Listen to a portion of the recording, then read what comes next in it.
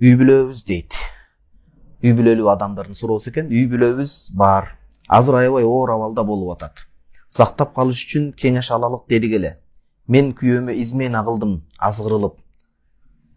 Мындайча айтканда, Кудай сактасын, ала жипти аттап никеге кыянат кылдым деп атат. Мен күйөөмө ушундай ишти кылдым, азгырылып, ошол билинип калып, урушуп атабыз. Азыркы учурда эмне кылышыбыз керек? Жооп ала алабызбы дейт. Маселе билинип калышта эмес. Азыр эле суроо жооптон алдын жаратуучу Алла Таалага ыйман келтирүүнүн зарылчылыгы, ал көрүп билип турат деген сезимди жүрөк орнотуу дедик. Ошол себептен мындай иштен этият болуш керек. Азырылып эле нафсиге башкага шылтабастан өткөн ишке салават өтө чоң күнөө, өзгөчө аял кишинин баргандыгы, бул ишке бул бетбактык болот. Кудайдын астында тобо кылыңыз. Күйөөңүздөн алдын дагы Кудайдын астында тобо кылыңыз.